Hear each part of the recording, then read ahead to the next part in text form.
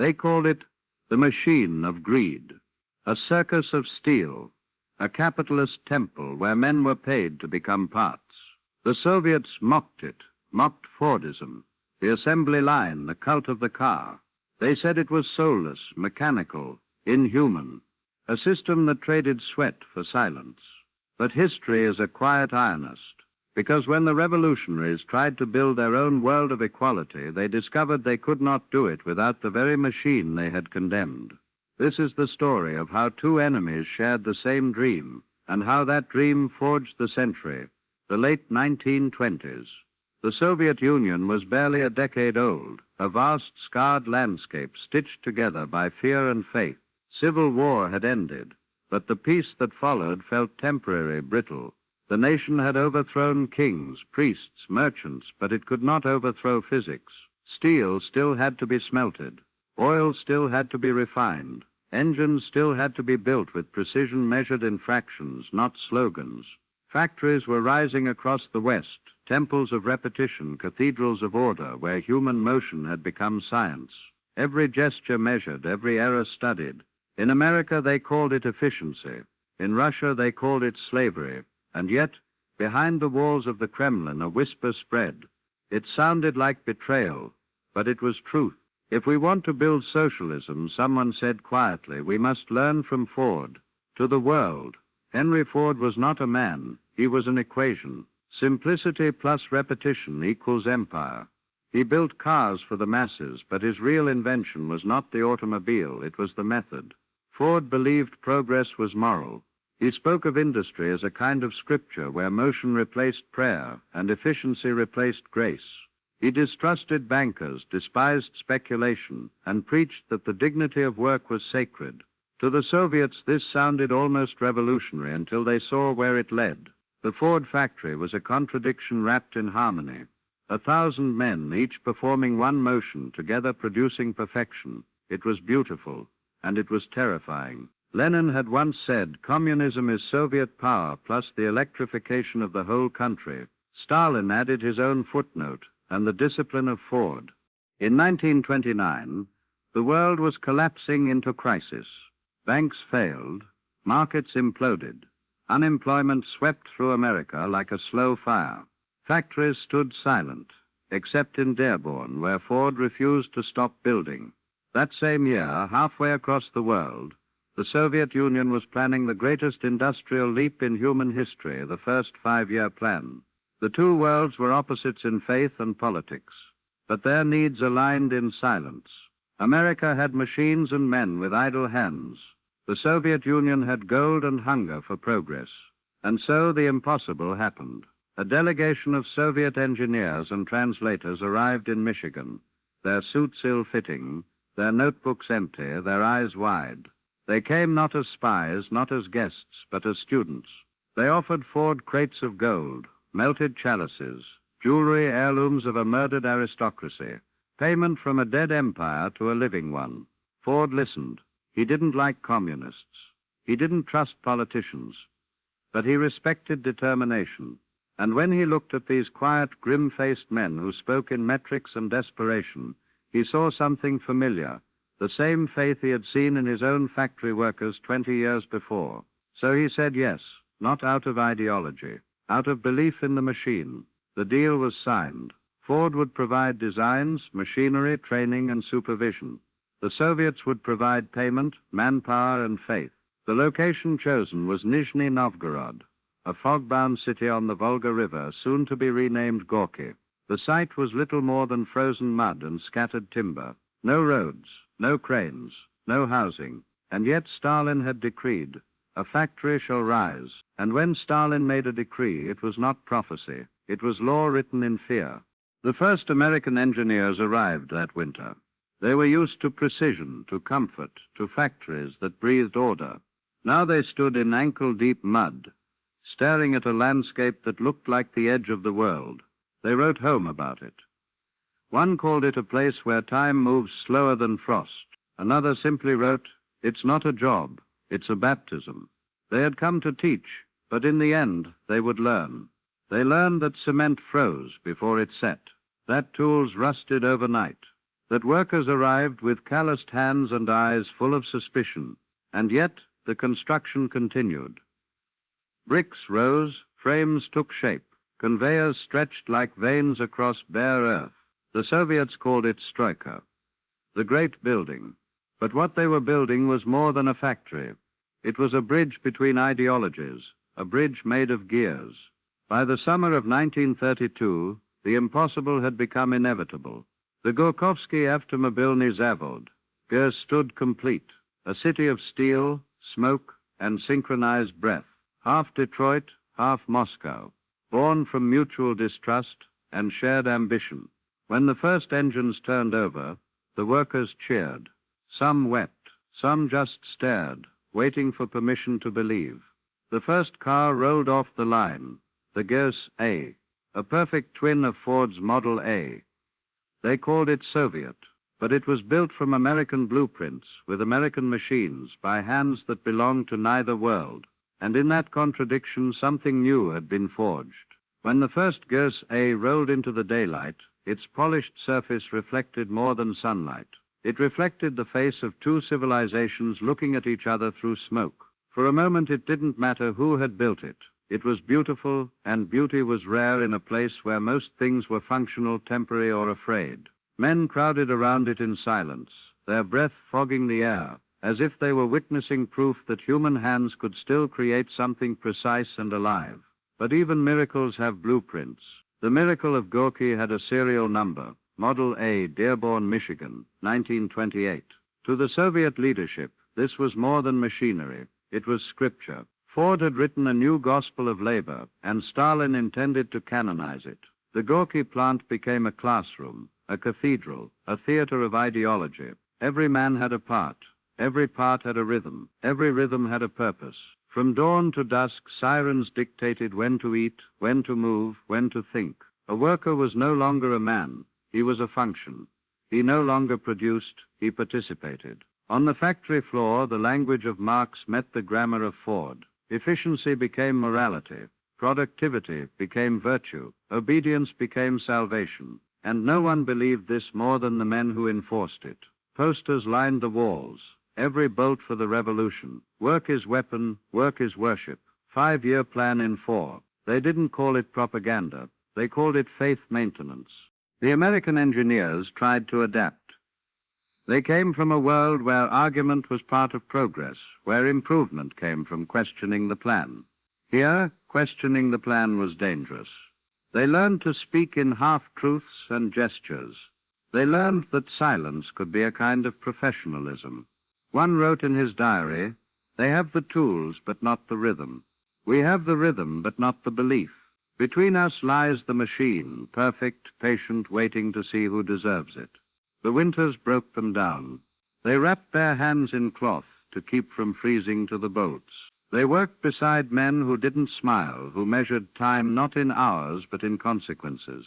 And yet the Americans stayed, because in a strange way they were home.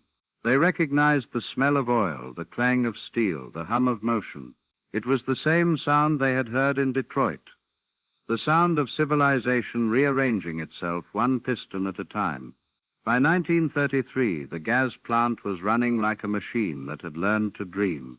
Cars and trucks rolled out in numbers that defied probability. Production targets doubled, then tripled. The Soviets claimed it as proof of socialism's superiority.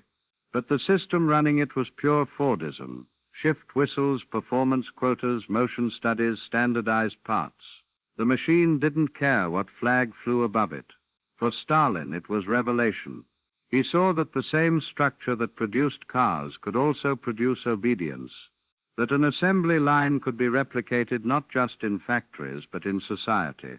He called it planovaya rabota, planned work. Soon it extended to farms, to schools, to art, to thought itself. A nation built like a factory, each citizen another part. Ford had created the blueprint for efficiency. Stalin used it to design control. Inside the plant, Ford's signature still lingered. Machines stamped his initials on Soviet metal. Blueprints bore his handwriting in English and Greece. Every gear, every bolt carried a kind of ghost. To the workers, the Americans were long gone, but the ghosts remained. The conveyor belts, the drills, the templates, all whispered in a foreign rhythm. One Soviet foreman called it the music of precision. He didn't know that phrase had already been used by Ford himself 20 years earlier. The melody had crossed the ocean intact. At shift changes, the plant exhaled. Thousands of boots thundered in unison. Steam hissed, cranes groaned, furnaces roared. It was not work anymore. It was choreography, and in that motion something spiritual took shape, the worship of the machine as the purest form of order. The Gorky factory was proof that socialism could mass produce, but it also proved something darker, that ideology, like machinery, runs best when it stops asking questions. In Detroit, Ford believed the machine could free man from toil. In Gorky, Stalin believed it could free the state from men. The difference was not mechanical, it was moral. The American line rewarded discipline. The Soviet line demanded it, and between those two interpretations of progress lay the 20th century's greatest contradiction, that the dream of liberation and the dream of control can look identical while they're working. By 1934, whispers began. Production errors were no longer mechanical, they were political. A misaligned part was sabotage. A delay was treason. Precision was now loyalty. Engineers disappeared. Foremen confessed to crimes written for them. And still the machines turned. The line could not stop. It had become sacred. Every revolution needs an altar. The Soviets built theirs out of steel. By the mid-1930s, the Gorky automobile plant was more than a factory. It was a city with a pulse, a living organism made of men and metal. Its gates opened at dawn to swallow tens of thousands of workers and closed at dusk to release a tired, synchronized tide. The whistle was the clock. The conveyor was the law. The rhythm was everything. Inside, the air shimmered with heat, oil, and belief. Steel groaned and sang in its endless rebirth. Sparks rained like artificial sunlight. And above the noise, portraits of Stalin and Ford hung side by side. Two prophets of opposite faiths sharing one sermon, order through motion. Gorky became the pride of the 5-year plan, a city of smoke and precision, a dream drawn in blueprints and fear. Every morning new arrivals flooded in, peasants, students, convicts, widows, all seeking a place in the machine that promised to outbuild destiny. Barracks became dormitories. Dormitories became neighborhoods. Soon, the factory's hum could be heard across the Volga. Foreign journalists called it the Soviet Detroit. But Detroit was a city of wages. Gorky was a city of obligations. In America, workers joined the line to earn. In Russia, they joined the line to belong, or to disappear if they didn't. The machine did not differentiate. It accepted everyone equally. It only asked that they keep moving. For a brief moment, progress felt pure. Cars rolled out of the plant gleaming with confidence. Trucks thundered down dirt roads that had never seen engines before. It felt as though history itself had been mechanized. But under the roar of achievement, a quieter sound began to grow, the ticking of paranoia. To Stalin, success was never proof. It was temptation. He looked at Gorky's numbers, thousands of vehicles a year, and saw not triumph, but potential betrayal.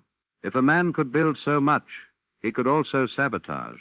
If a system could produce miracles, it could also hide enemies.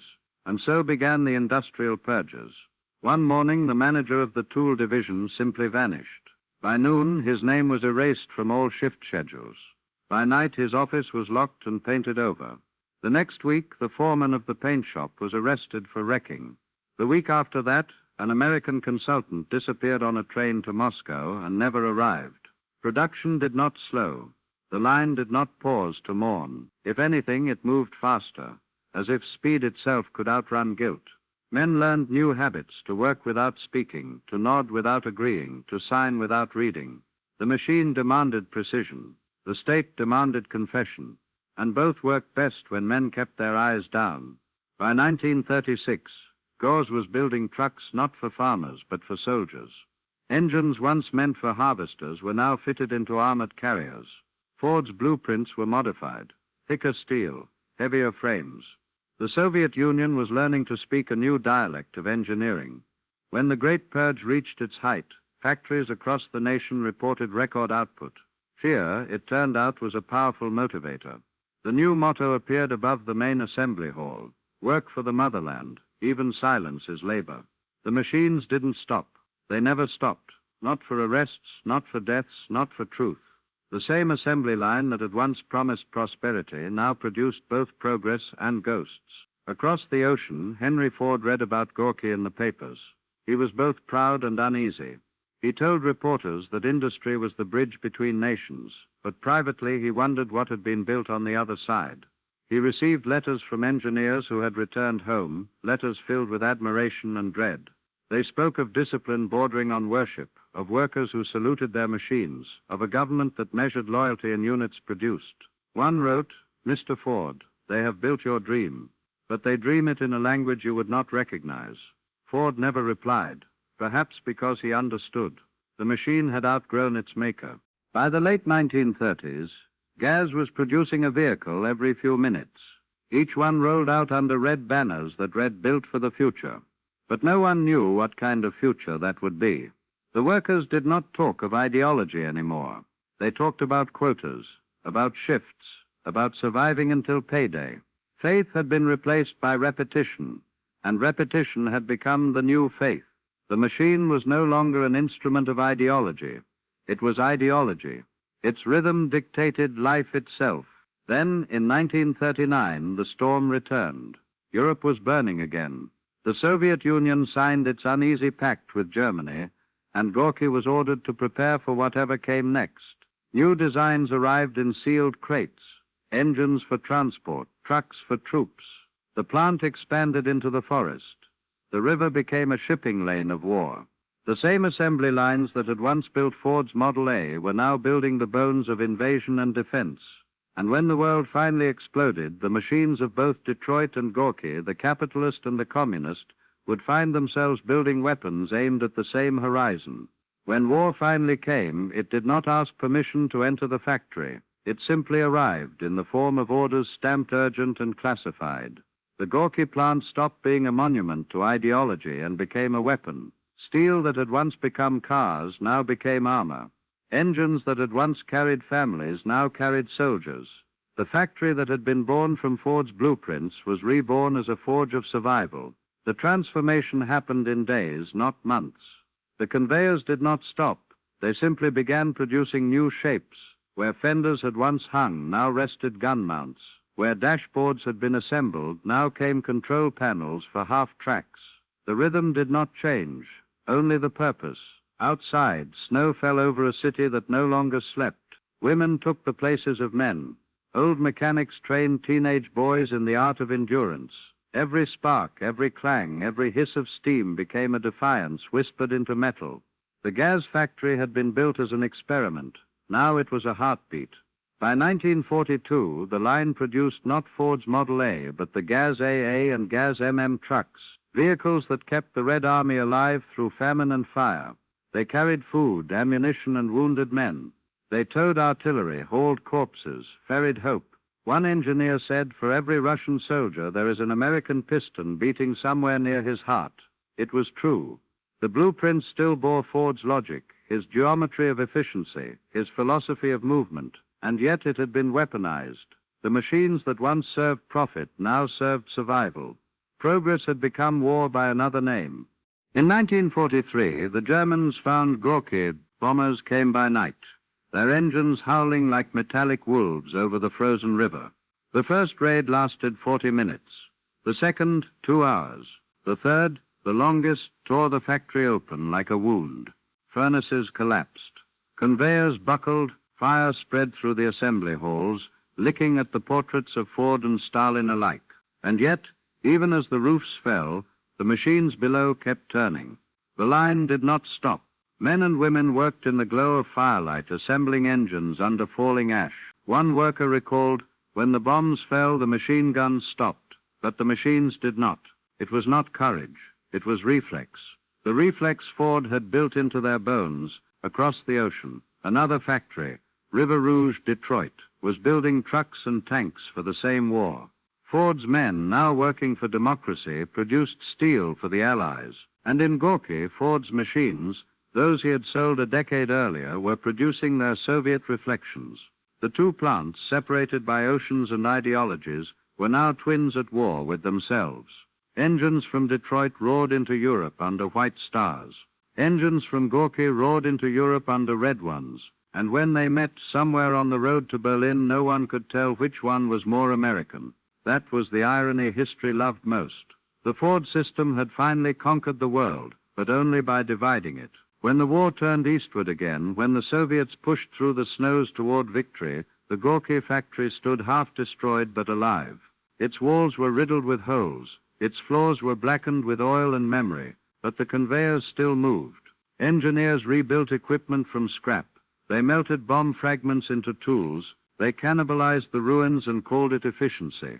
One night, after a raid, a group of workers gathered in silence around a single machine that had survived unscathed, a stamping press imported from Detroit in 1931. They cleaned it, oiled it, and painted on its frame. We endure. The next morning, it began working again. The sound it made was not American, not Soviet. It was human. By 1945, victory had a rhythm again, the rhythm of reconstruction. The same factory that had built engines for destruction now began producing vehicles for peace. But peace is only the slower rhythm of war. The workers did not cheer. They simply kept building, because that was all they knew how to do. When the Red Army rolled into Berlin, its trucks bore the mark of gas, and somewhere beneath the dust of the Reichstag, a Soviet mechanic whispered, "We drove here on Ford's ghosts." He wasn't wrong. When Ford read the first post-war reports, he was an old man. He barely recognized the world his machines had built.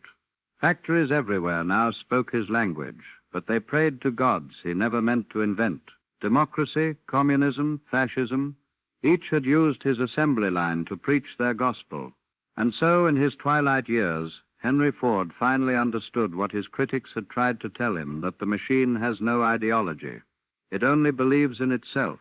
When Stalin died, the Gorky plant did not pause. When Ford died, his factories in Dearborn did not pause. The line was eternal. It transcended politics, geography, even mortality. Progress had become immortal, and immortality, as the 20th century would learn, is never kind. The war ended, but the machine did not. The furnaces cooled for a day, maybe two, then roared back to life with new orders, new slogans, and the same rhythm. Victory was celebrated not with parades, but with production quotas. Peace, the workers learned, was just another kind of shift. The line moved again, slower now, heavier, assembling the bones of a country that had survived its own exhaustion. The Gorky plant had built engines for the front. Now it built trucks for the fields, cars for ministers, buses for the cities rising from rubble. The banners changed, but the music was the same. Steel did not care what it was being shaped into, only that it kept moving. In the 1950s, the Soviet Union crowned itself the world's new industrial empire. From the Volga to Vladivostok, smokestacks became monuments. The Gorky plant was its cathedral, proof that faith in the machine could outlive any war, any man, any god. Children grew up memorizing production figures. Posters proclaimed, "The worker builds the future, bolt by bolt." In schools, they studied not prayers or poems, but the flow of assembly lines and the physics of precision. Where America saw production as profit, the Soviet Union saw it as prophecy. Every car, every truck, every part was a verse in its scripture of progress. And yet, beneath the rhetoric, the hum of the machine sounded familiar. The cadence was still Ford's, the rhythm still American. Even the silence between hammer strikes carried the same pattern of Detroit. A few of the American engineers who had helped build Gorky returned decades later as tourists. They arrived in winter wearing the same expression they had worn in 1932, half wonder, half disbelief. They were greeted politely, shown around the plant by men born long after the first cars had rolled out.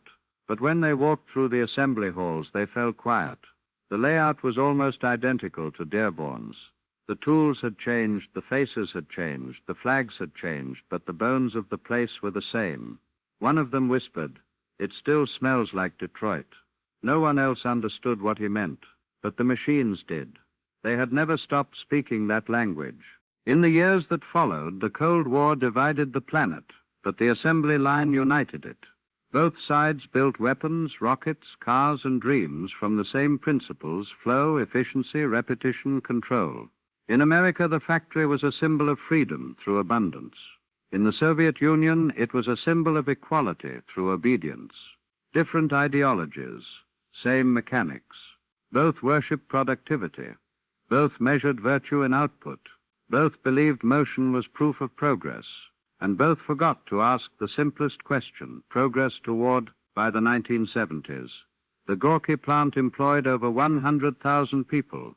It produced hundreds of thousands of trucks each year. Its gates opened every morning to swallow a small city of workers and closed every night, still hungry. But the rhythm had changed. Where once there had been fervor, now there was fatigue. The line moved, but without belief. The factory had won its battle against chaos, but in doing so it had stripped meaning from its motion.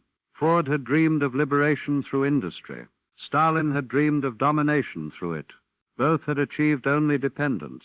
The machine had become its own reason to exist, a god that prayed to itself in the language of hydraulics and heat.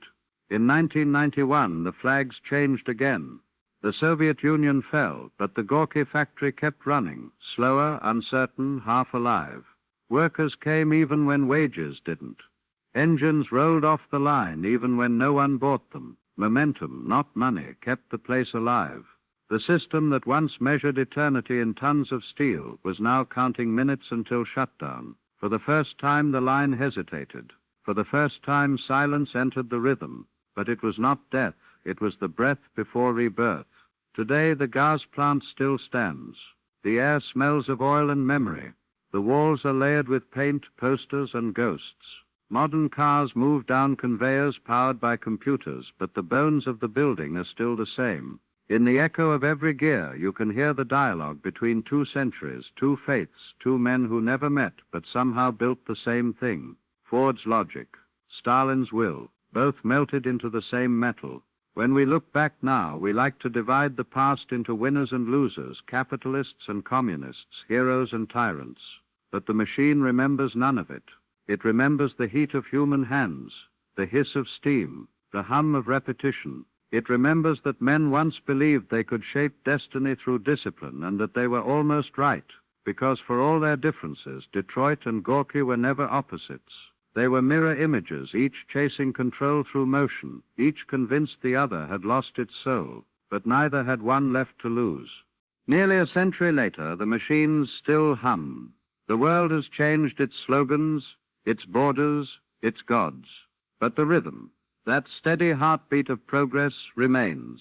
Factories in China, in Germany, in America, all echo the same cadence first heard in Detroit and reborn on the Volga. Every time an engine starts, every time a conveyor begins to move, you can feel it, that invisible thread connecting men who thought they were enemies but were really collaborators in the same experiment. The experiment called progress. They called it the machine of greed.